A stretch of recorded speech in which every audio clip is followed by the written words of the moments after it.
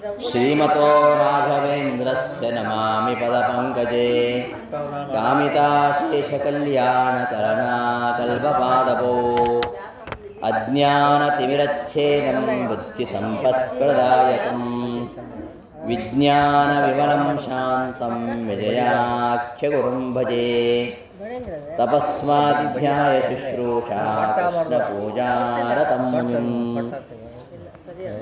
विश्वेशमिश्रदं वन्दे पयोराट्चक्रवर्तिनं श्रीगुरुभ्यो नमः। ಕಲಿಯುಗ ಕಾಮಧೇನು ಕಲ್ಪವೃಕ್ಷ ಶ್ರೀ ರಾಘವೇಂದ್ರ ಗುರುಸಾರ್ವರ ಆರಾಧನಾ ಮಹೋತ್ಸವದ ಅಂಗವಾಗಿ ದೇಶದ ನಾನಾ ಕಡೆಗಳಲ್ಲಿ ಆ ರಾಘವೇಂದ್ರ ಗುರುಸಾರ್ವರ ಆರಾಧನೆ ನಡೀತಾ ಇದೆ. ಅದರಲ್ಲಿಯೂ ಮಂತ್ರಾಲಯದಲ್ಲಿ ವಿಶೇಷವಾಗಿ ಗುರುಗಳ ಆರಾಧನೆ ನಡೀತಾ ಇದೆ. ಮಂತ್ರಾಲಯ ಮಠದ ಶಾಖಾಮಠವಾಗಿರ್ತಕ್ಕಂತಹ ನಮ್ಮ ಕೂಡಲ ಸಂಗಮದಲ್ಲಿಯೂ ಕೂಡ ಪ್ರತಿ ವರ್ಷದಂತೆ ಈ ವರ್ಷವೂ ಸಹ ರಾಘವೇಂದ್ರ ಸ್ವಾಮಿಗಳ ಆರಾಧನೆ ನಡೀತಾ ಇದೆ. ಇಂತಹ ಸಂದರ್ಭದಲ್ಲಿ ಆ ಗುರುಗಳ ಸ್ಮರಣೆ ಮಾಡಿದರೆ ನಮ್ಮ ಉದ್ಧಾರ ಆಗತ್ತೆ. ಗಮನ ಸನಸಂಕತಾತಿ ಲೀಲಾ ಸ್ಮೃತಿಮಾರ್ಗೇಣ ಭವಾಪವರ್ಗದಾತ್ಮೈಃ ಕಥಮಪ್ಯಮರಾಃ ಪ್ರಪಂಚಯೇಯುಃ ಎಂಬುದಾಗಿ ನಾರಾಯಣ ಪಂಡಿತಾಚಾರ್ಯರು ಮಧ್ಯದಲ್ಲಿ ಹೇಳಿದಾಗೆ ಇಂತಹ ಗುರುಗಳ ಸ್ಮರಣೆ ಮಾಡಿದರೆ ನಮ್ಮ ಪಾಪ ಎಲ್ಲ ಪರಿಹಾರ ಆಗತ್ತೆ. ವಿಶೇಷವಾಗಿ ಈ ರಾಯರ ಆರಾಧನಾ ದಿನದಲ್ಲಿ ಮಾತ್ರ ಅಲ್ಲ, ಗುರುವಾರಗಳಲ್ಲಿ, ಆದಿತ್ಯವಾರ ದಿನಗಳಲ್ಲಿ ಅನೇಕ ಮಠಗಳಲ್ಲಿ ರಾಘವೇಂದ್ರ ಸ್ತೋತ್ರದ ಅಷ್ಟೋತ್ತರ ಶತ ಪಾರಾಯಣ ನಡೆಯುತ್ತೆ. ಅಂತೆಯೇ ಇಲ್ಲಿಯೂ ಕೂಡ ನಡೆದಿದೆ. ರಾಘವೇಂದ್ರ ಸ್ತೋತ್ರ ಅದು ಬರೀ ಸ್ತೋತ್ರ ಅಲ್ಲ, ಅದು ರಾಘವೇಂದ್ರ ಗುರುಸಾರ್ವಭೌಮರ ಒಂದು ಮಹಿಮೆ, ಅವರ ಸ್ವರೂಪ ಚಿಂತನೆಯನ್ನು ಅಪ್ಪಣ್ಣಾಚಾರ್ಯರು ಇಲ್ಲಿ ಮಾಡಿದ್ದಾರೆ. ಇಲ್ಲಿ ಇರತಕ್ಕಂತಹ ಯಾವ ವಿಷಯಗಳೂ ಸಹ ಗುರುಗಳನ್ನು ಹೊಗಳಬೇಕು ಎಂಬುದಾಗಿ ಆತ್ಮ ಪ್ರಶಂಸೆ, ಗುರುಗಳ ಪ್ರಶಂಸೆ ಮಾಡಲಿಕ್ಕೋಸ್ಕರವಾಗಿ ಮಾಡಿದ್ದಲ್ಲ. ಅದೇನೋ ಒಂದು ಸಂದರ್ಭ ಬಂತು. ರಾಘವೇಂದ್ರ ಗುರುಸಾರ್ವಭೌಮರು ಬೃಂದಾವನ ಪ್ರವೇಶ ಮಾಡುವ ಮೊದಲು ಅಪ್ಪಣ್ಣಾಚಾರ್ಯರು ಬಿಚ್ಚಾಲಿಯಲ್ಲಿದ್ದರು. ತಕ್ಷಣ ಅವರಿಗೆ ವಿಷಯ ಗೊತ್ತಾಯಿತು. ಕೂಡಲೇ ಅವರು ಧಾವಿಸಿ ಬರ್ತಾರೆ. ತುಂಗೆ ತುಂಬಿ ಹರಿತಾ ಇರ್ತಾಳೆ, ದಾಟ್ಲಿಕ್ಕೆ ಶಕ್ಯವೇ ಇಲ್ಲ. ಅವರು ಹೇಗೆ ಬಂದರು ಅಂದರೆ ರಾಯರೇ ಅವರನ್ನು ಕರ್ಕೊಂಡು ಬಂದರು. ಅಂತಹ ಅಂತರಂಗದ ಭಕ್ತರು, ಅತ್ಯಂತ ರಾಯರಿಗೆ ಅತ್ಯಂತ ಪ್ರೀತಿಪಾತ್ರರಾಗಿರ್ತಕ್ಕಂಥವರು ಅಪ್ಪಣ್ಣಾಚಾರ್ಯರು.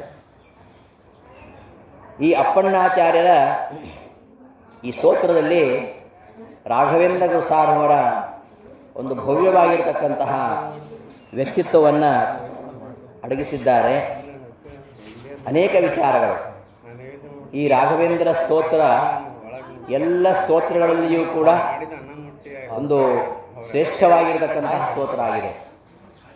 ತ್ರಿವಿಕ್ರಮ ಪಂಡಿತಾಚಾರ್ಯ ಬರತಕ್ಕಂತಹ ವಾಯುಸ್ತುತಿಗೆ ಮಧ್ವಾಚಾರ್ಯರು ಹೇಗೆ ನಖಸ್ತುತಿಯನ್ನು ಬರೆದುಕೊಟ್ಟರೋ ಹಾಗೆ ನಖಸ್ತುತಿಯ ಮೂಲಕವಾಗಿ ವಾಯುದೇವರ ಅವತಾರತ್ರಯ ಮಹಿಮೆಗಳನ್ನು ಹೇಳ್ತಕ್ಕಂತಹ ವಾಯುಸ್ತುತಿ ಅದು ಎಷ್ಟು ಪ್ರಮಾಣ ಎಂಬುದನ್ನು ತೋರಿಸಿಕೊಟ್ಟರೋ, ಅಂತೆಯೇ ರಾಘವೇಂದ್ರ ಗುರುಸಾರ್ವಭೌಮರ ಈ ಸ್ತೋತ್ರವನ್ನು ಪಠಣ ಮಾಡ್ತಾ ಅಪ್ಪಣ್ಣಾಚಾರ್ಯರು ಮಂತ್ರಾಲಯಕ್ಕೆ ಬರ್ತಾರೆ.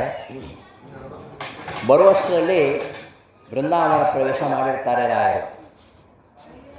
ಈ ಬೃಂದಾವನ ಏನಿದು? ಈ ಬೃಂದಾವನವು ಬೃಂದಾವನವಲ್ಲ, ಅದು ಹರಿಯ ಮಂದಿರ ಎಂಬುದಾಗಿ ದಾಸರು ಹೇಳ್ತಾರೆ.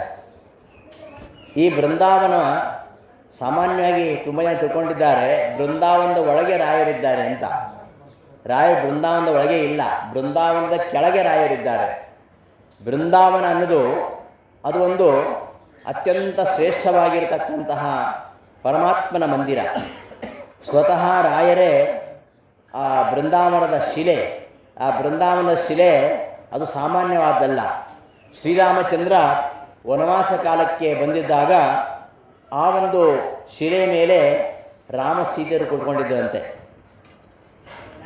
ಹಾಗಾಗಿ ಅದೇ ಶಿಲೆ ತನ್ನ ವೃಂದಾವನಕ್ಕೆ ಆಗಬೇಕು ಅಂತ ರಾಯರು ಹೇಳ್ತಾರೆ. ಆಗಲೇ ರಾಯರ ಬೃಂದಾವನ ಸಿದ್ಧವಾಗಿತ್ತು. ಈಗೇನು ನಾವು ವಾದೀಂದ್ರ ತೀರ್ಥರ ಬೃಂದಾವನ ಅಂತ ಹೇಳ್ತೇವೆ, ತುಂಬ ಚೆನ್ನಾಗಿದೆ. ಅದು ತುಂಬ ಕಲಾತ್ಮಕವಾಗಿರತಕ್ಕಂತಹ ಬಹು ಸುಂದರವಾದ ಬೃಂದಾವನ. ಅದನ್ನು ಬೇಡ ಅಂತ ಹೇಳಿದರು.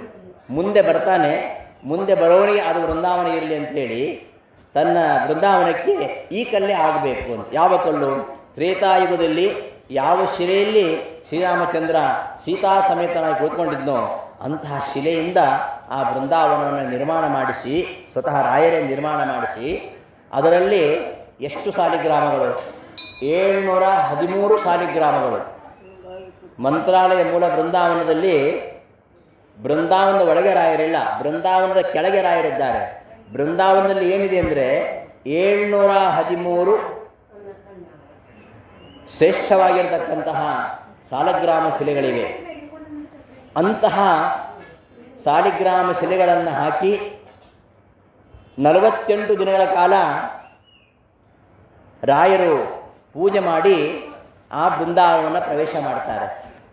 ಇವತ್ತು ನಾವು ಮಂತ್ರಾಲಯದಲ್ಲಿ ರಾಯರಿಗೆ ಅಭಿಷೇಕ ಮಾಡಿದಾಗ ಆ ನೀರು ಹೋಗುವ ಜಾಗ ಇದೆಯಲ್ಲ, ಪಾದೋದಕ ಬೀಳ್ತಕ್ಕಂತಹ ಜಾಗ, ಅಲ್ಲಿ ಮೆಟ್ಲಿತ್ತು, ಅಲ್ಲಿಂದ ರಾಯರು ಕೆಳಗೆ ಪ್ರವೇಶ ಮಾಡಿದ್ದು.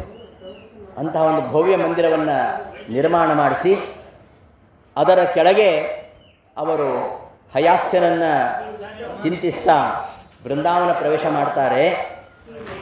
ಈ ವಿಷಯವನ್ನು ಕೇಳಿ ಅಪ್ಪಣ್ಣಾಚಾರ್ಯಗೆ ತುಂಬ ದುಃಖ ಆಗತ್ತೆ. ತುಂಬ ದುಃಖದಿಂದ ಓಡೋಡಿ ಬರ್ತಾರೆ. ಅಷ್ಟೊತ್ತಿಗೆ ರಾಯರ ಬೃಂದಾವನ ಪ್ರವೇಶ ಮಾಡಿ ಆಗಿರುತ್ತೆ.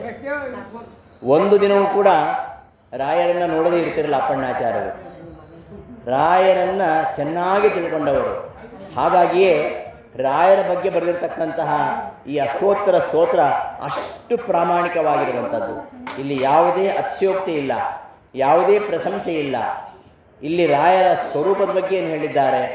ರಾಯರ ಸ್ತೋತ್ರವನ್ನು ಪಠಣ ಮಾಡಿದರೆ ನಮಗೆ ಸಿಗತಕ್ಕಂಥ ಫಲ ಏನಿದೆ ಅದೆಲ್ಲದಕ್ಕೂ ಕೂಡ ಸ್ವತಃ ಪರಮಾತ್ಮ, ಹಯಾಸ್ಯರೂಪಿಯಾಗಿರ್ತಕ್ಕಂಥ ಪರಮಾತ್ಮ ಅದಕ್ಕೆ ಮುದ್ರಿಕೆಯನ್ನು ಕೊಟ್ಟಿದ್ದಾನೆ. ಬೃಂದಾವನ ಪ್ರವೇಶ ಮಾಡಿದಾಗ ಅಪ್ಪಣ್ಣಾಚಾರ್ಯರು ಬಂದಾಗ ರಾಯರು ಹಯಾಸ್ಯನನ್ನು ಚಿಂತಿಸ್ತಾ ಇದ್ರು. ಅಲ್ಲ, ರಾಯರ ಆರಾಧ್ಯ ದೇವತೆ ಮೂಲರಾಮ ಅಲ್ವಾ, ಮೂಲರಾಮನ ಚಿಂತನೆ ಮಾಡಬೇಕಲ್ಲ, ಅದು ಬಿಟ್ಟು ಹಯಾಸ್ಯನನ್ನು ಚಿಂತನೆ ಮಾಡಿದ್ದು ಹೇಗೆ ಸರಿ? ಈ ಹಯಾಸ್ಯ ಎಲ್ಲ ಕಷ್ಟಗಳನ್ನು ಪರಿಹಾರ ಮಾಡ್ತಕ್ಕಂಥವನು, ಜ್ಞಾನವನ್ನು ಕೊಡ್ತಕ್ಕಂಥವನು. ಹಾಗಾಗಿ ಜ್ಞಾನ ಪಿಪಾಸುಗಳು ಚಿಂತನೆ ಮಾಡಬೇಕಾಗಿರುವಂಥದ್ದು ಹಯಾಸ್ಯನನ್ನು. ಅಂಥ ಹಯಗ್ರೀವ ಜಯಂತಿ ನಿನ್ನೆ ಆಗಿದೆ. ಹಯಗ್ರೀವನ ಅವತಾರ ಬ್ರಹ್ಮದೇವರು ಪ್ರಾರ್ಥನೆ ಮಾಡಿಕೊಂಡಾಗ ವಸುಧಾರಾದಲ್ಲಿ ಯಜ್ಞವನ್ನು ಮಾಡಿ ಪರಮಾತ್ಮನನ್ನು ಸಾಕ್ಷಾತ್ಕರಿಸ್ಕೊತಾರೆ ಬ್ರಹ್ಮದೇವರು. ಆಗ ಪ್ರಕಟವಾಗಿರುವಂಥದ್ದು ಆ ಹಯಗ್ರೀವ ದೇವರ ರೂಪ. ಅಂಥ ಹಯಗ್ರೀವ ದೇವರ ರೂಪವನ್ನು ಯಾಕೆ ಸಾಕ್ಷಾತ್ಕರಿಸ್ಕೊಂಡ್ರು ಅಂದರೆ, ಈ ಪರಮಾತ್ಮನ ಜ್ಞಾನ ಕಾರ್ಯ ಅದು ಚೆನ್ನಾಗಿ ನಡಿಬೇಕು. ನಾವು ಜ್ಞಾನವನ್ನು ಗಳಿಸಬೇಕಾದ್ರೆ ಹಯಗ್ರೀವನನ್ನು ಉಪಾಸನೆ ಮಾಡಬೇಕು, ಹಯಗ್ರೀವ ಮಂತ್ರವನ್ನು ಜಪಿಸಬೇಕು, ಹಯಗ್ರೀವ ಸಾಲಿಗ್ರಾಮವನ್ನು ಪೂಜಿಸಬೇಕು. ಅದರಿಂದ ಪರಮಾತ್ಮ ವಿಶೇಷವಾಗಿರ್ತಕ್ಕಂತಹ ಜ್ಞಾನವನ್ನು ಗಳಿಸಬೇಕಾಗ್ತದೆ. ರಾಯರು ಆ ಸಮಯದಲ್ಲಿ ಹಯಾಸ್ಯನನ್ನು ಧ್ಯಾನಿಸ್ತಾ ಇದ್ದರು. ಆಗ ಸ್ವತಃ ಹಯಾಸ್ಯನಿಂದಲೇ ಬಂದ ಮಾತು ಸಾಕ್ಷಿ ಹಯಾಸ್ಯೋತ್ರೈ. ರಾಯರ ಸ್ತೋತ್ರದಲ್ಲಿ ನಾವೇನು ಹೇಳ್ತೇವೆ, ಈ ಎಲ್ಲ ವಿಚಾರಗಳು ಕೂಡ ಪಾರಮಾರ್ಥಿಕವಾಗಿರುವಂಥದ್ದು, ಸತ್ಯವಾಗಿರುವಂಥದ್ದು. ಇದಕ್ಕೆ ಸಾಕ್ಷಿ ಹಯಾಸ್ಯನೇ ಅಂತ ಹೇಳ್ತಾರೆ. ಇದು ಕೇವಲ ಕಾವ್ಯ ಅಲ್ಲ, ಸ್ತೋತ್ರ ಅಲ್ಲ. ರಾಯರ ಮಾತು, ರಾಯರ ಸ್ವರೂಪ, ರಾಯರನ್ನು ಹೇಗೆ ನಾವು ಉಪಾಸನೆ ಮಾಡಬೇಕು, ರಾಯರ ಉಪಾಸನೆ ಮಾಡುವುದರಿಂದ ಬರತಕ್ಕಂತಹ ಫಲಗಳೇನು, ಅದೆಲ್ಲವನ್ನು ಕೂಡ ಈ ಸ್ತೋತ್ರದಲ್ಲಿ ಹೇಳಿದ್ದಾರೆ. ಈ ಸ್ತೋತ್ರ ಅತ್ಯಂತ ಮಾಂಗಲಿಕವಾಗಿರತಕ್ಕಂತಹ ಸ್ತೋತ್ರ. ಯಾಕೆಂದರೆ ಆದಿಯಲ್ಲಿ ಕೊನೆಯಲ್ಲಿ ಶ್ರೀಕಾರ ಇದ್ದರೆ ಆ ಶ್ರೀಕಾರದಿಂದ ಸಂಪುಟವಾಗಿರ್ತಕ್ಕಂತಹ ಸ್ತೋತ್ರ ಅದು ನಮಗೆ ಶ್ರೀಕರ ಆಗತ್ತೆ, ನಮಗೆ ಸಂಪತ್ತನ್ನು ತಂದುಕೊಡ್ತದೆ. ಶ್ರೀಪೂರ್ಣ ಬೋಧ ಅಂತ ಶುರುವಾಗತ್ತೆ, ಕೊನೆಗೆ ಇತಿ ಶ್ರೀ ರಾಘವೇಂದ್ರಾರ್ಯ ಅಂತ ಕೊನೆಗೊಂಡು ಕೊನೆಗೆ ಸಾಕ್ಷಿ ಹಯಾಸೂತ್ರ ಹಿ ಎಂಬುದು ಪರಮಾತ್ಮನ ಹೇಳ್ತಕ್ಕಂತಹ ಶಬ್ದ, ಶ್ರೀ ಎಂಬುದು ಕೂಡ ಪರಮಾತ್ಮನ ಹೇಳ್ತಕ್ಕಂತಹ ಶಬ್ದ. ಹೀಗೆ ಆರಂಭದಲ್ಲಿ ಶ್ರೀ, ಕೊನೆಯಲ್ಲಿ ಹಿ, ಇವೆರಡೂ ವಿಷ್ಣುವಾಚಕವಾಗಿರ್ತಕ್ಕಂತಹ ಶಬ್ದಗಳಾಗಿವೆ. ಅಂತಹ ವಿಷ್ಣುವಾಚಕ ಶಬ್ದಗಳಿಂದ ಸಂಪುಟೀಕರಣವನ್ನು ಮಾಡಿ ಈ ಸ್ತೋತ್ರವನ್ನು ಸಮಗ್ರ ಜನತೆಗೆ ನೀಡಿದವರು ಅಪ್ಪಣ್ಣಾಚಾರ್ಯರು. ಅಂತಹ ಅಪ್ಪಣ್ಣಾಚಾರ್ಯಕೃತವಾಗಿರತಕ್ಕಂತಹ ರಾಯರ ಸ್ತೋತ್ರವನ್ನು ನಾವಿಂದು ಬಹಳ ಭಕ್ತಿ ಶ್ರದ್ಧೆಯಿಂದ ಪಠಣ ಮಾಡಿದ್ದೇವೆ. ರಾಯರಿಗೆ ಇಷ್ಟು ಸಾಮರ್ಥ್ಯ ಹೇಗೆ ಬಂತು? ಇವತ್ತು ಮಂತ್ರಾಲಯಕ್ಕೆ ಎಲ್ಲಿಂದ ಬರ್ತಾರೆ, ಎಂತೆಂಥವರು ರಾಯರ ಅನುಗ್ರಹ ಮಾಡ್ತಾರೆ. ಇದಕ್ಕೆ ಕಾರಣ ಏನು? ಒಂದು ಹೇಳಿದೆ, ಆ ಬೃಂದಾವನಕ್ಕೆ ಪ್ರದಕ್ಷಿಣೆ ಬಂದರೆ ಎಲ್ಲ ತೀರ್ಥಕ್ಷೇತ್ರಗಳಿಗೂ ಪ್ರದಕ್ಷಿಣೆ ಮಾಡಿದ ಒಂದು ಫಲ ಬರ್ತದೆ.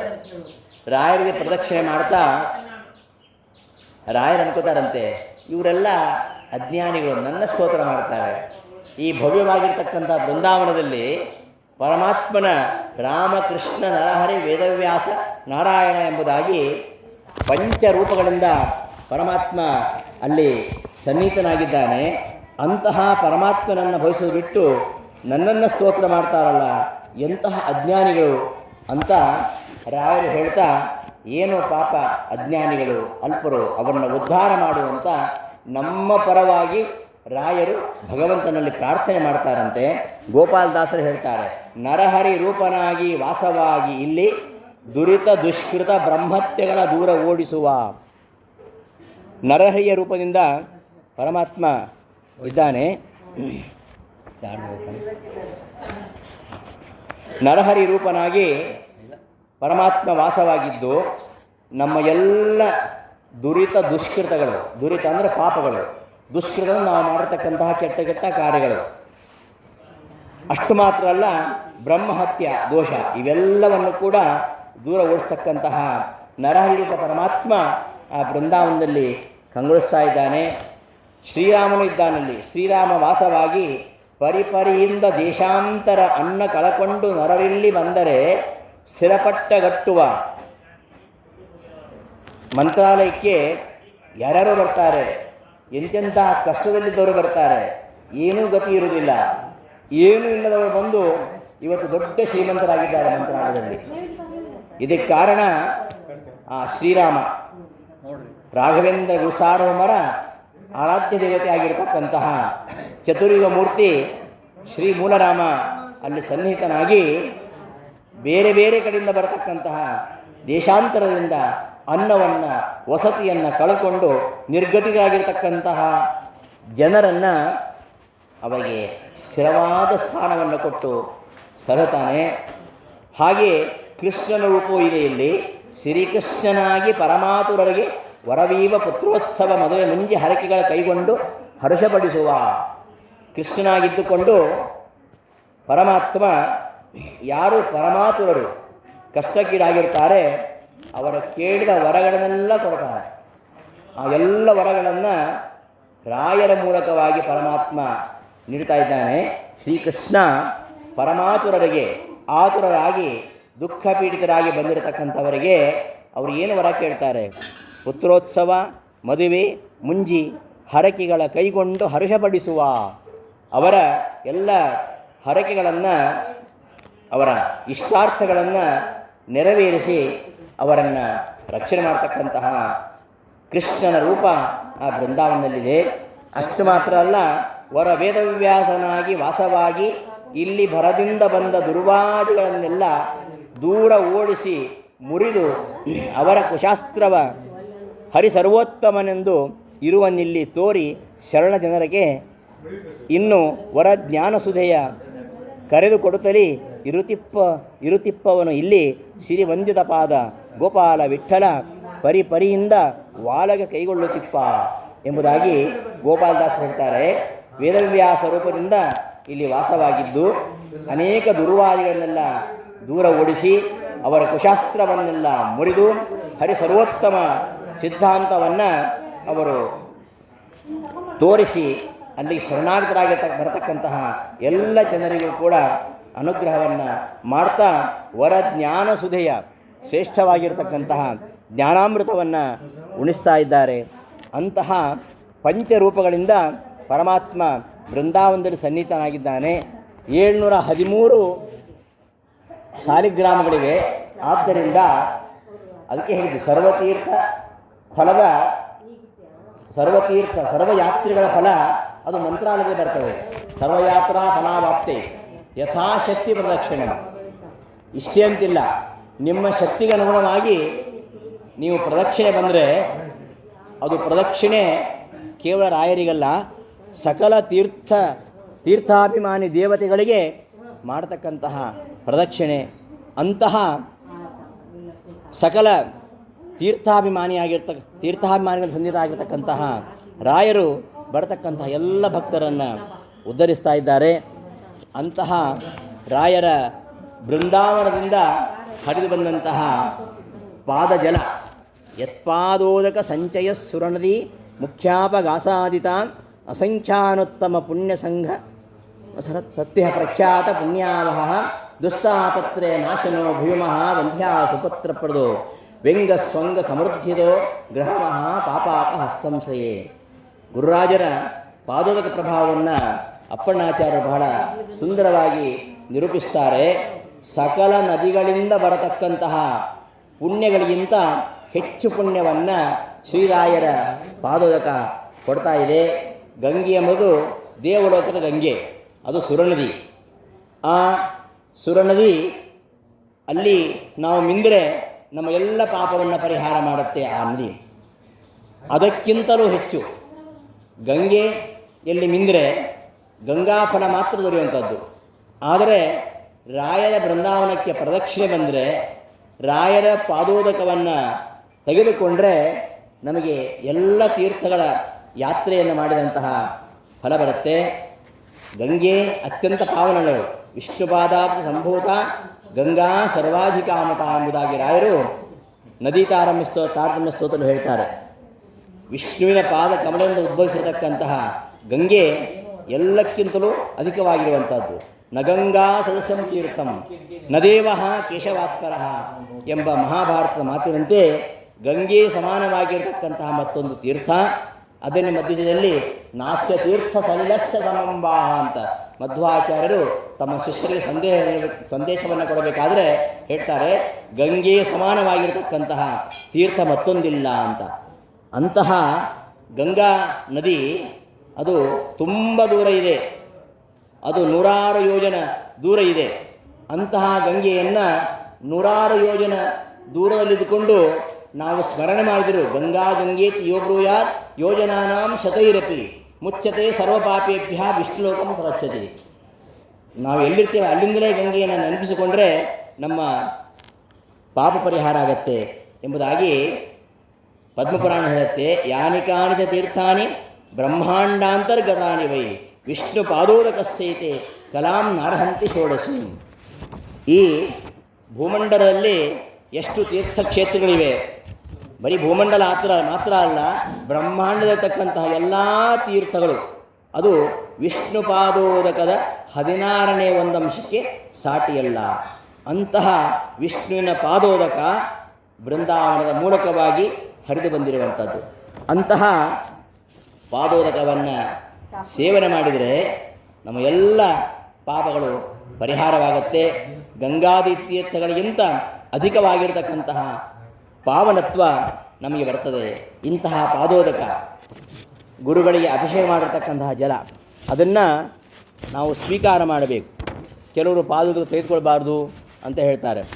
ಅಕಾಲ ಮೃತ್ಯುಮಥನಂ ಸರ್ವವ್ಯಾಧಿ ವಿನಾಶನಂ ಸರ್ವ ದುರಿತೋಪಶಮನಂ ವಿಷ್ಣುಪಾದೋದಕಂ ಶುಭಂ.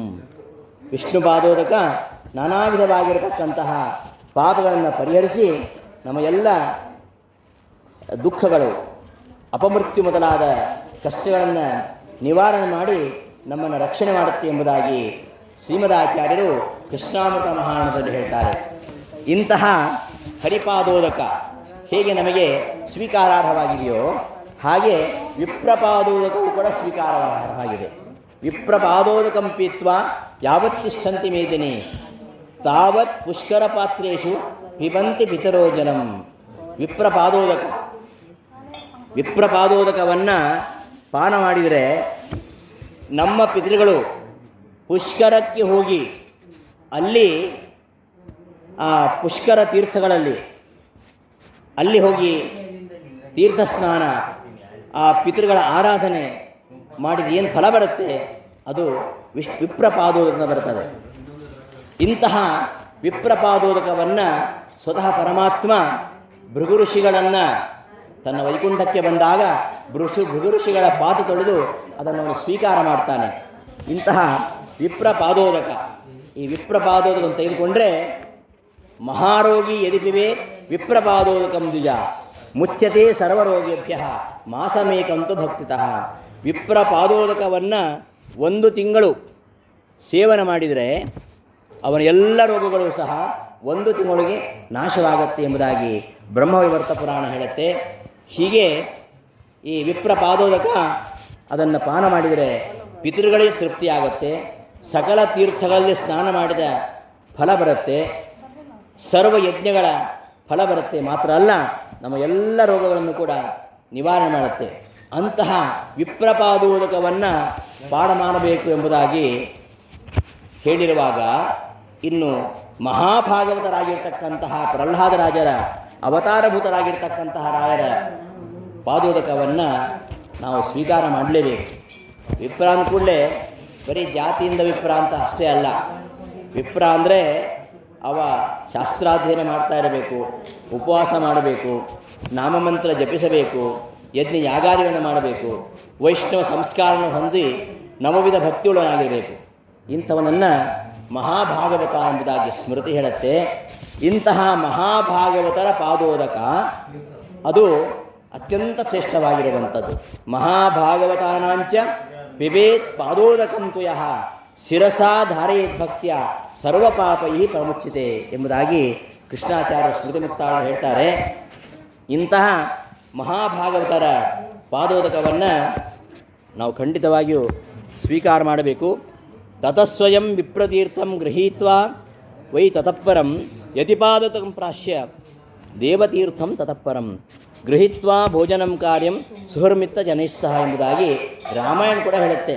ರಾಮಾಯಣದಲ್ಲಿ ವಿಪ್ರಪಾದೋದಕ ಸ್ವೀಕಾರ ಮಾಡಬೇಕು, ಆಮೇಲೆ ಯತಿಪಾದೋದಕ ಸ್ವೀಕಾರ ಮಾಡಬೇಕು, ವಿಷ್ಣು ತೀರ್ಥವನ್ನು ಸ್ವೀಕಾರ ಮಾಡಿಯೇ ಯಜಮಾನ ಭೋಜನವನ್ನು ಮಾಡಬೇಕು ಎಂಬುದಾಗಿ ರಾಮಾಯಣ ಕೂಡ ಹೇಳ್ತಾ ಇದೆ. ಅಂತಹ ಶ್ರೇಷ್ಠ ವಿಪ್ರನಾಗಿರ್ತಕ್ಕಂಥವನು ಮಹಾಭಾಗವತ ಉತ್ತಮನಾಗಿರ್ತಕ್ಕಂತಹ ಪ್ರಹ್ಲಾದರಾಜರು ಮಹಾಭಾಗವತರು ಯತಿಶ್ರೇಷ್ಠರಾಗಿದ್ದಾರೆ. ಅಂಥವರ ಪಾದೋದಕ ಅದು ಅತ್ಯಂತ ಗ್ರಾಹ್ಯವಾಗಿರುವಂಥದ್ದು. ಆ ರಾಯರ ಪಾದೋದಕದಲ್ಲಿ ರಾಮಕೃಷ್ಣ ನರಹರಿ ವೇದವ್ಯಾಸ ರೂಪಿಯಾಗಿರ್ತಕ್ಕಂತಹ ಭಗವಂತನ ಅಭಿಷೇಕ ಜಲ, ಸಾಲಿಗ್ರಾಮದ ಅಭಿಷೇಕ ಜಲ, ವಾಯುದೇವರ ಪಾದೋದಕ, ಕೊನೆಯದಾಗಿ ರಾಯರ ಅಭಿಷೇಕ ಜಲ ಇದೆಲ್ಲವೂ ಇರುವುದರಿಂದ ಇದರ ಸೇವನೆ ಮಾಡಿದರೆ ಅನಂತ ಪುಣ್ಯ ಲಭಿಸ್ತದೆ ಎಂಬುದಾಗಿ ಅಪ್ಪಣ್ಣಾಚಾರ್ಯರು ಅದರ ಮಹತ್ವವನ್ನು ಹೇಳ್ತಾರೆ. ಇಂತಹ ರಾಯರ ದರ್ಶನ ಮಾಡಬೇಕು. ದರ್ಶನ ಮಾಡಿದರೆ ನಮ್ಮ ಎಲ್ಲ ಪಾಪಗಳು ಕೂಡ ಪರಿಹಾರ ಆಗುತ್ತೆ. ಗುರುಜಗನ್ನಾಥದಾಸರು ಸ್ವತಃ ಕಂಡವರು, ಅವರಿಗೆ ಏನೂ ಗೊತ್ತಿರಲಿಲ್ಲ, ಅಜ್ಞಾನಿಗಳು. ಅಂತಹ ಗುರುಜಗನ್ನಾಥದಾಸರ ತಲೆ ಮೇಲೆ ರಾಘವೇಂದ್ರ ಸ್ವಾಮಿ ಕೈ ಇಟ್ಟಾಗ ವೇದಶಾಸ್ತ್ರ ಪುರಾಣ ಕಥೆಗಳನ್ನು ಓದಿ ಕೇಳಿದವನಲ್ಲ, ತತ್ವದ ಹಾದಿ ತಿಳಿದವನಲ್ಲ, ಬುಧಜನ ಸಂಘ ಮೊದಲಿಲ್ಲ, ಮೋದತೀರ್ಥ ಪದಾಬ್ಜ ಮಧುಕರರಾದ ಶ್ರೀ ಗುರುರಾಘವೇಂದ್ರರ ಪಾದ ಪದ್ಮ ಪರಾಗ ಲೇಷದ ಸ್ಪರ್ಶ ಮಾತ್ರದಲ್ಲಿ ತೃತೀಯ ಮಾಡುವ ಶಕುತಿ ಪಟ್ಟಿತು, ಮತಿಯ ಮಾಂದ್ಯವು ತಾನೇ ಹೋಯಿತು, ಯತನವಿಲ್ಲದೆ ಸಕಲ ಸುತ್ಯರ್ಥಗಳ ತಿಳಿದಿಹವು. ಗುರುಜಗನ್ನಾಥದಾಸರು ಮೊದಲು ಬಹಳ ಉಡಾಳಾಗಿದ್ದರು, ಓದೇ ಇರಲಿಲ್ಲ. ಯಾವಾಗ ರಾಯರು ಅವರ ತಲೆ ಮೇಲೆ ಕೈ ಇಡುತ್ತಾರೆ ಆಗೆಲ್ಲ ಜ್ಞಾನ ಬರ್ತದೆ. ಅಂಥ ಒಂದು ವಿಶೇಷ ಅನುಗ್ರಹಕ್ಕೆ ಪಾತ್ರರಾದವರು. ಅಂಥ ರಾಯರ ದರ್ಶನ, ರಾಯರ ಭಕ್ತರ ದರ್ಶನ ಅದನ್ನು ಮಾಡಿದರೆ ದೃಷ್ಟಿ ಎಂಬ ಸುವಜ್ರದಿಂದಲೇ ಬೆಟ್ಟದಂತಹ ಪಾಪರಾಶಿಯ ಅಟ್ಟಿಗಳಿಸುವ ದೂರದೇಶಕ್ಕೆ ದುರಿತಗಜ ಸಿಂಹ ಅಂತ ಗುರುಜಗನ್ನಾಥದಾಸರು ಏನು ಹೇಳಿದ್ದಾರೆ. ಅದನ್ನೇ ಅಪ್ಪಣ್ಣಾಚಾರ್ಯರು ರಾಯರ ದರ್ಶನ ಮಾಡಿದರೆ, ರಾಯರ ಭಕ್ತರ ದರ್ಶನ ಮಾಡಿದರೆ ನಮ್ಮ ಎಲ್ಲ ಪಾಪಗಳು ಪರಿಹಾರವಾಗುತ್ತೆ ಎಂಬುದಾಗಿ ಈ ಸ್ತೋತ್ರದಲ್ಲಿ ನಿರೂಪಣೆ ಮಾಡಿದ್ದಾರೆ. ರಾಯರಲ್ಲಿ ನಾವು ಏನು ಬೇಡಬೇಕು ಅಂದರೆ ಗುರುಜಗನ್ನಾಥದಾಸ್ ಹೇಳ್ತಾರೆ, ನಾವೇನೇನೋ ಕೇಳ್ತೇವೆ, ನಮ್ಮದು ಬಹಳ ದೊಡ್ಡ ಲಿಸ್ಟ್ ಇದೆ, ಅದು ಮುಗಿದೇ ಇಲ್ಲದು ಆ ಪಟ್ಟಿ. ಅವ್ರು ಹೇಳ್ತಾರೆ, ನಿನ್ನ ಕಥೆಗಳ ಶ್ರವಣ ಮಾಡಿಸೋ, ನಿನ್ನ ಗುಣ ಕೀರ್ತನೆಯ ಮಾಡಿಸೋ, ನಿನ್ನ ಸ್ಮರಣೆಯ ನೀಡು ಸಂತತ ನಿನ್ನ ಪದ ಸೇವಾ, ನಿನ್ನ ಅರ್ಚನೆಗೈಸೋ ಗುರುವರ, ನಿನ್ನ ವಂದನೆಗೈಸೋ ದಾಸ್ಯವ, ನಿನ್ನ ಗೆಳೆತನ ನೀಡು ಯತಿವರ, ನಿನ್ನಗರ್ಪಿಸುವೆ. ಅವರಲ್ಲಿ ಏನು ಕೇಳಬೇಕು? ನಿನ್ನ ಕಥೆಯನ್ನು ಶ್ರವಣ ಮಾಡಿಸು, ನಿನ್ನ ಗುಣಗಳ ಕೀರ್ತನೆಯನ್ನು ಮಾಡಿಸು, ನಿನ್ನ ಸ್ಮರಣೆಯನ್ನು ಯಾವಾಗಲೂ ಮಾಡಿಸ್ತಾ ಇರು, ಯಾವಾಗಲೂ ನಿನ್ನ ಪಾದ ಸೇವೆ, ಯಾವಾಗಲೂ ನಿನ್ನ ಅರ್ಚನೆ, ಯಾವಾಗಲೂ ನಿನ್ನ ವಂದನೆ, ನಿನ್ನ ದಾಸ್ಯ, ನಿನ್ನ ಗೆಳೆತನ ನೀಡು ಅಂತ ಕೇಳ್ತಾರೆ. ಆ ರೀತಿಯಲ್ಲಿ ರಾಯರಲ್ಲಿ ನಾವು ಕೇಳಬೇಕಾದ್ದು ಪರಮಾತ್ಮನ ವಿಶೇಷ ಅನುಗ್ರಹಕ್ಕೆ ಪಾತ್ರರಾಗಿರ್ತಕ್ಕಂಥವ್ರು. ಹರಿಪಾದ ಕಂಜ ನಿಷೇವಣಾತ್ ಲಬ್ಧ ಸಮಸ್ತ ಸಂಪತ್ತು. ರಾಯರಿಗೆ ಇಷ್ಟೊಂದು ಸಂಪತ್ತು ಬಂದಿದ್ದು ಯಾಕೆ ಅಂದರೆ ಹರಿಪಾದ ಕಂಜ ನಿಷೇವಣ. ಅವರು ಎಲ್ಲ ಅವತಾರಗಳಲ್ಲಿಯೂ ಹರಿಪಾದ ಕಂಜ ನಿಷೇವಣ ಮಾಡಿದ್ದಾರೆ.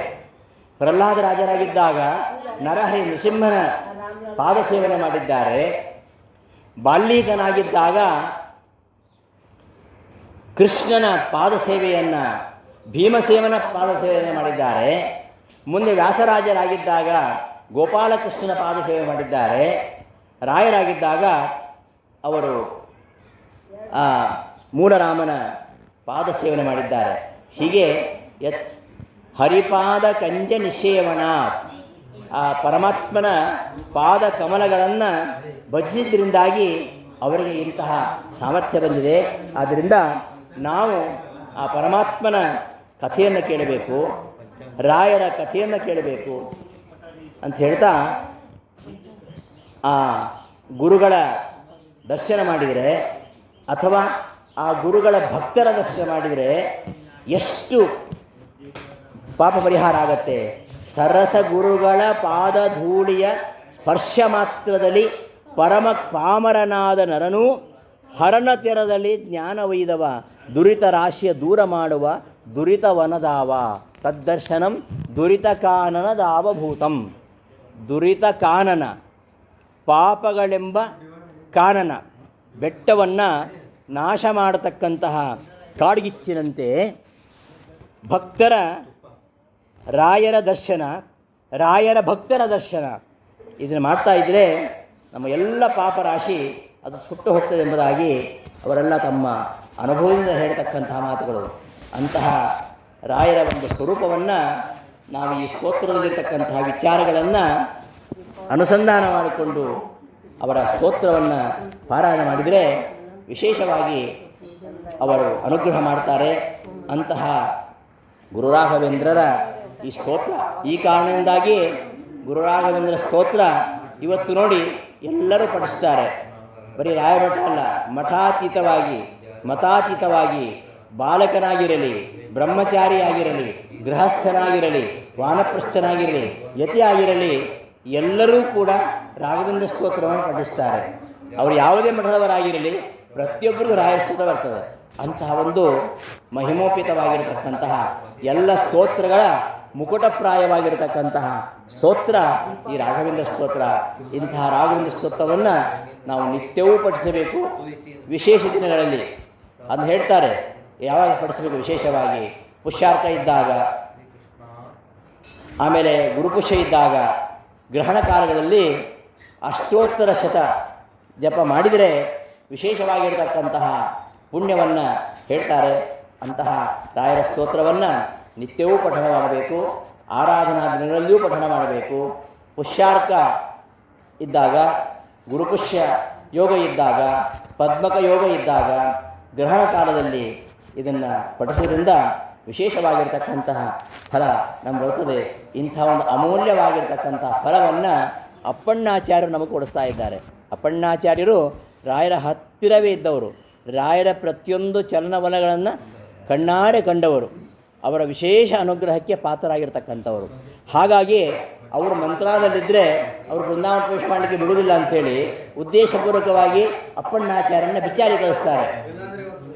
ಆ ಬಿಚ್ಚಾಲಿ ಹೋದಂತಹ ಸಂದರ್ಭದಲ್ಲಿ ಅದೇ ತನಗೆ ಸೂಕ್ತವಾದ ಸಮಯ ಅಂತ ನಿರ್ಧಾರ ಮಾಡಿ ಶ್ರಾವಣ ಕೃಷ್ಣ ಬಿದಿಗೆ ಎಂದು ರಾಘವೇಂದ್ರ ಗುರುಸಾರ್ವಭೌಮರು ಭವ್ಯವಾಗಿರತಕ್ಕಂತಹ ಈ ಸಕಲ ತೀರ್ಥಕ್ಕಿಂತಲೂ ಮಿಗಿಲಾಗಿರ್ತಕ್ಕಂತಹ ಏನು ಪರಮಾತ್ಮನ ಭವ್ಯವಾಗಿರ್ತಕ್ಕಂತಹ ಮಂದಿರ ಇದೆ, ಸಕಲ ತೀರ್ಥಗಳನ್ನು ಮೀರಿಸುವಂತಹ ಏನು ಆ ಭಗವಂತನ ಮಂದಿರ ರಾಘವೇಂದ್ರ ಗುರುಸಾರ್ವಭೌಮರ ಆ ಭವ್ಯ ವೃಂದಾವನ, ಅಂತಹ ವೃಂದಾವನವನ್ನು ಪ್ರವೇಶ ಮಾಡಿ ಅಂದಿನಿಂದ ಇಂದಿನವರೆಗೂ ರಕ್ಷಿಸ್ತಾ ಇದ್ದಾರೆ. ನೋಡಿ, ಅವರು ಯಾಕೆ ನಮ್ಮನ್ನು ರಕ್ಷಣೆ ಮಾಡಬೇಕು? ಪ್ರಹ್ಲಾದರಾಜರಾಗಿದ್ದಾಗ ನರಸಿಂಹ ಕರೀತ ನನ್ನ ಜೊತೆ ಬಂದುಬಿಡು ಅಂತ ಹೋಗ್ಬೋದಿತ್ತು. ಆದರೆ ಪ್ರಹ್ಲಾದರಾಜರು ನರಸಿಂಹ ಜೊತೆಗೆ ಹೋಗುವುದಿಲ್ಲ, ನನ್ನ ಕೆಲಸ ಇನ್ನೂ ಇದೆ ಅಂತ. ಹಾಗಾಗಿ ಅನೇಕ ದೈತ್ಯ ಬಾಲಕರಿಗೆ ಉಪದೇಶ ಮಾಡಿ ತಾನು ಉದ್ಧಾರ ಆಗುವುದು ಮಾತ್ರವಲ್ಲದೆ ಆ ದೈತ್ಯ ಬಾಲಕರನ್ನು ಉದ್ಧಾರ ಮಾಡಿದವರು. ಅಂತಹ ಪ್ರಹ್ಲಾದರಾಜರೇ ರಾಯರು. ಪ್ರಹ್ಲಾದರಾಜರ ಬಗ್ಗೆ ಹೇಳುವಾಗ ಭಾಗವತದಲ್ಲಿ ಒಂದು ಮಾತು ಬರುತ್ತೆ, ದೈತ್ಯ ದಾನವ ತೀರ್ಥೀಕರಣ ಶೀಲಚರಿತ. ಯಾರೇ ಕೆಟ್ಟವರಿರಲಿ, ಯಾರೇ ದುಷ್ಟರಿರಲಿ, ಅವರ ದುಶ್ಚಾರಿತ್ರ್ಯವನ್ನು, ಅವರ ದುರ್ನಡತೆಯನ್ನು ಪರಿಹರಿಸಿ ಅವರನ್ನೆಲ್ಲ ಸನ್ಮಾರ್ಗಿಗಳನ್ನ ಮಾಡುವಂಥದ್ದು ಪ್ರಹ್ಲಾದರಾಜರ ಸ್ವಭಾವಂತೆ. ದೈತ್ಯ ದಾನವ ತೀರ್ಥೀಕರಣ ಶೀಲಚರಿತ ಅಂತ ಭಾಗವತ ಅಂತಹ ಒಂದು ಸರ್ಟಿಫಿಕೇಟ್ ಕೊಡುತ್ತೆ. ಅಂತಹ ಪ್ರಹ್ಲಾದರಾಜರು ರಾಯರಾಗಿ ಬದುಕಿದ್ದಾಗಲೂ, ಅಂದರೆ ಬೃಂದಾವನ ಪ್ರವೇಶ ಮಾಡುವ ಮೊದಲು ಅನೇಕ ಭಕ್ತರನ್ನು, ಶಿಷ್ಯರನ್ನು ಉದ್ಧಾರ ಮಾಡಿದರು.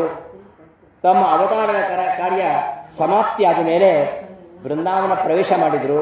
ಬೃಂದಾವನ ಪ್ರವೇಶ ಮಾಡಿದ ಮೇಲೂ ಕೂಡ ಭಕ್ತರನ್ನು ಅನುಗ್ರಹ ಮಾಡ್ತಾ ಇದ್ದಾರೆ. ಯಾಕೆ ಅಂದರೆ ನೋಡಿ, ಪ್ರತಿಯೊಬ್ಬ ವ್ಯಕ್ತಿಯ ಜೀವನದಲ್ಲಿ ಗುರುವಿನ ಸ್ಥಾನ ಬಹಳ ದೊಡ್ಡ. ಹರೌರುಷ್ಟೇ ಗುರುಸ್ತ್ರಾತ ಗುರೌರುಷ್ಟೇ ನ ಕಷ್ಟನ ಅಂತ. ಗುರುಗಳ ಅನುಗ್ರಹವನ್ನು ನಾವು ಸಂಪಾದನೆ ಮಾಡಬೇಕು. ಗುರುಗಳ ಅವಗ್ರಹ ಆದರೆ ಗುರುಗಳು ಯಾವತ್ತೂ ನಮ್ಮನ್ನು ಅನುಗ್ರಹ ಮಾಡುವುದಿಲ್ಲ, ಪರಮಾತ್ಮ ಅನುಗ್ರಹ ಮಾಡುವುದಿಲ್ಲ.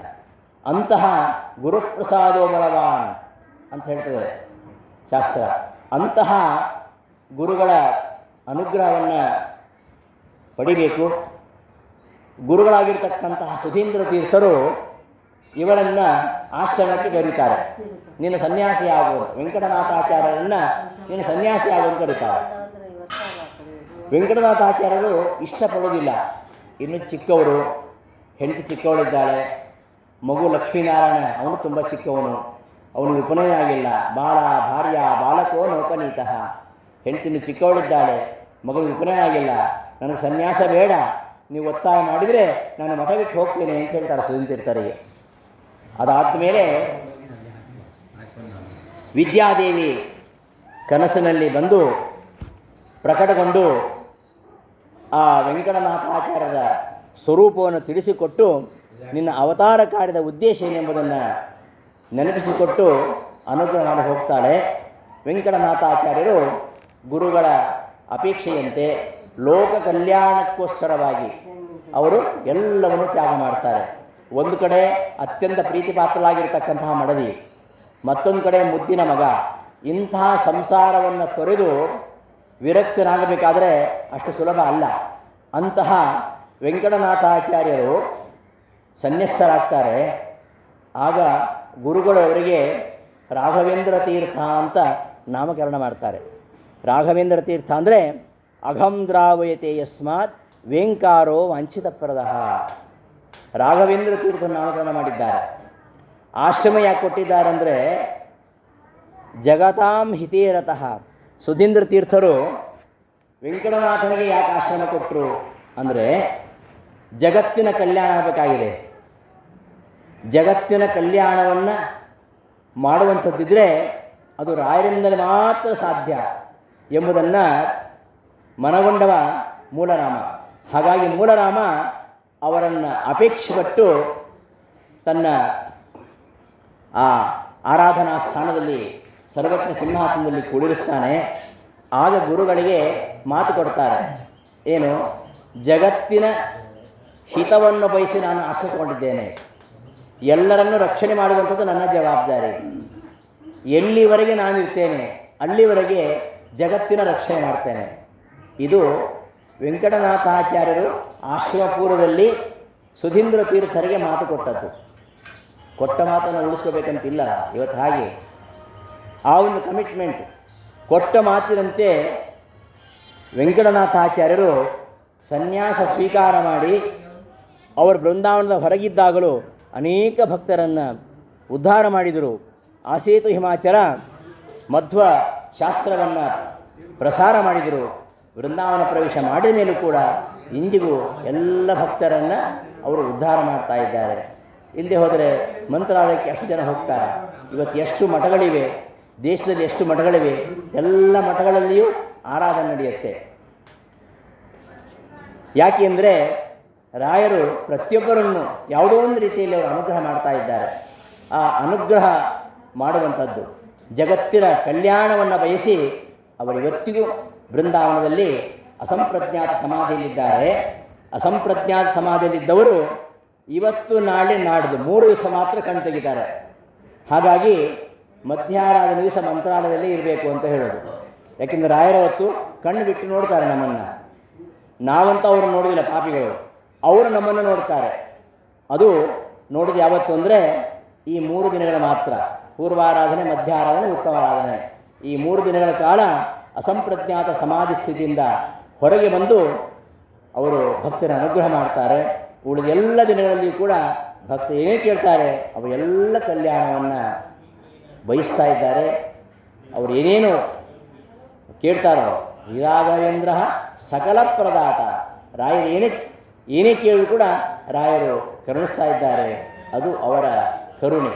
ಅಂತಹ ಗುರುಗಳ ಕಾರುಣ್ಯ ಇರುವುದರಿಂದ ಎಲ್ಲರೂ ಅವರ ಬಳಿಗೆ ಭಾವಿಸ್ತಾರೆ. ಅವರು ಬೇಡಿದ ಎಲ್ಲ ಇಷ್ಟಾರ್ಥಗಳನ್ನು ಕೊಡ್ತಾರೆ.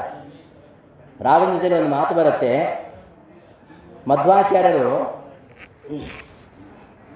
ಅನಂತಾಸನ ದೇವಸ್ಥಾನದಲ್ಲಿ ಐತರೇಯ ಭಾಷ್ಯವನ್ನು ಪಾಠ ಮಾಡ್ತಾ ಅದೃಷ್ಟರಾಗಿ ಬದಲಿಗೆ ಹೋಗ್ಬಿಡ್ತಾರೆ. ಒಮ್ಮೆ ಹೋಗಿ ಮತ್ತೆ ಬಂದಿದ್ದರು, ಮತ್ತೆ ಹೋಗಿ ಬರಲಿಲ್ಲ. ಯಾಕೆ ಮತ್ತೆ ಬರಲಿಲ್ಲ ಎಂಬುದನ್ನು ನಾರಾಯಣಾಚಾರ್ಯರು ಹೇಳ್ತಾರೆ. ಗುರುರಾಜ್ಯ ಸ್ವಸಿದ್ಧಾಂತ ಪ್ರತಿಷ್ಠಾಪನ ಪಂಡಿತಂ ಶ್ರುತ್ವಾ ಎಂ ವ್ಯಾಸನಿಕತೆ ನಿಶ್ಚಿಂತೆಯ ವರ್ತತೆ. ಮಧ್ವಾಚಾರ್ಯರು ಯಾವ ಉದ್ದೇಶಕ್ಕೋಸ್ಕರ ಅವತಾರ ಮಾಡಿದರೂ ಆ ಉದ್ದೇಶ ಈಡೇರುವಂಥದ್ದು ಇವನಿಂದ ಮಾತ್ರ. ಸ್ವಸಿದ್ಧಾಂತ ಪ್ರತಿಷ್ಠಾಪನ ಪಂಡಿತಂ, ತನ್ನ ಸಿದ್ಧಾಂತವನ್ನು ಪ್ರತಿಷ್ಠಾಪನೆ ಮಾಡುವುದರಲ್ಲಿ ಪಂಡಿತನಾಗಿರ್ತಕ್ಕಂಥ ಇವನನ್ನು ನೋಡಿ ನಾನು ಮತ್ತೆ ಬರಬೇಕಂತಿಲ್ಲ, ನಾನು ನಿಶ್ಚಿಂತೆಯಿಂದ ಇದ್ದುಬಿಟ್ರೆ ಸಾಕು ಅಂತ ಅವರು ಅಲ್ಲೇ ಇದ್ದರು ಅಂತ ಹೇಳ್ತಾರೆ. ಆ ಮಾತು ಇವತ್ತು ಸತ್ಯವಾಗಿದೆ. ಇವತ್ತು ಯಾವುದೇ ಜ್ಞಾನ ಕಾರ್ಯ ನಡೆಯಲಿ, ಯಾವುದೇ ಪೂಜಾ ಕೈಂಕರ್ಯ ನಡೆಯಲಿ, ಯಾವುದೇ ಕೃತಜ್ಞತೆ ನಡೆಯಲಿ, ಅದಕ್ಕೆಲ್ಲರಿಗೂ ಆಶ್ರಯ ಯಾವುದು? ರಾಯರ ಮಠ. ಹಾಗಾಗಿ ರಾಯರ ಮಠ ಅನ್ನೋದು ಇಲ್ಲೇ ಹೋಗಿದ್ರೆ ಇವತ್ತು ಯಾರಿಗೂ ವೈದಿಕ ಕಾರ್ಯಗಳನ್ನು ಮಾಡ್ತಾ ಇರಲಿಲ್ಲ, ಜ್ಞಾನ ಸತ್ರ ನಡೀತಾ ಇರಲಿಲ್ಲ, ನಿತ್ಯ ನಿರಂತರ ಅನ್ನದಾನ ನಡೀತಾ ಇರಲಿಲ್ಲ. ಇದನ್ನು ಗಮನಿಸಿ ಮಧ್ವಾಚಾರ್ಯರು ನಿಶ್ಚಿಂತೆಯಿಂದಿದ್ದಾರೆ ಎಂಬುದಾಗಿ ಹೇಳುವಂತಹ ಮಾತು ಅತ್ಯಂತ ಯಥಾರ್ಥವಾಗಿರ್ತಕ್ಕಂಥ ಮಾತು. ಹಾಗೆ ರಾಘವೇಂದ್ರ ಸಾರಮರು ಬೃಂದಾವನದೊಳಗೆ ಇದ್ದು ನಿರಂತರವಾಗಿ ಗುರುಗಳಿಗೆ ಏನು ಮಾತು ಕೊಟ್ಟಿದ್ದಾರೆ ಆ ಮಾತಿನಂತೆ ಜಗತ್ತಿನ ಕಲ್ಯಾಣಕ್ಕೋಸ್ಕರವಾಗಿ ಎಲ್ಲರ ಅನುಗ್ರಹ ಮಾಡ್ತಾ ಇದ್ದಾರೆ. ಅಂತಹ ಗುರುಗಳ ಆರಾಧನೆ ಪ್ರತಿ ವರ್ಷವೂ ಬರುತ್ತೆ. 3 ದಿವಸ ಮಾತ್ರ ಆರಾಧನೆ ಆಗಬಾರದು. ಎಲ್ಲ ದಿವಸಗಳಲ್ಲಿಯೂ ಕೂಡ ಆ ರಾಯರಲ್ಲಿ ವಿಶೇಷವಾಗಿರತಕ್ಕಂತಹ ಅವರ ನಾಮ ಸಂಕೀರ್ತನೆ, ಅವರ ಸೇವೆ ಮತ್ತು ಜ್ಞಾನ ಗಳಿಸುವ ಕಾರ್ಯವನ್ನು ಮಾಡಬೇಕು. ಅವರ ಅವತಾರ ಉದ್ದೇಶ ಮುಖ್ಯವಾಗಿ ಅದು. ಆದರೆ ಯಾರು ಕೊಡ್ತಾ ಇದ್ದಾರಲ್ಲ, ನಮಗೆ ಬೇಕಾದ್ರೆ ಕೊಡ್ತಾ ಇದ್ದಾರಲ್ಲ, ಅಷ್ಟು ನಾವು ತೃಪ್ತರಾಗ್ತಾ ಇದ್ದೇವೆ. ಆದರೆ ಅವರ ಆಂತರ್ಯ ಏನಂದರೆ ಈ ಮೂಲಕವಾಗಿ ನನ್ನ ಹತ್ತಿರ ಬರ್ತಾನೆ, ಅವನು ಎಷ್ಟು ಸಲ ಬೇಕಾದರೂ ಬರಲಿ, ಅವನು ಕೇಳಿದನ್ನೆಲ್ಲ ಕೊಟ್ಟು ಒಂದು ದಿವಸ ಇವನನ್ನು ಕನ್ವರ್ಟ್ ಮಾಡಬೇಕು, ಪರಿವರ್ತನೆ ಮಾಡಿ ಪರಮಾತ್ಮನ ಕಡೆಗೆ ಇವನನ್ನು ತಿರುಗಿಸಬೇಕು.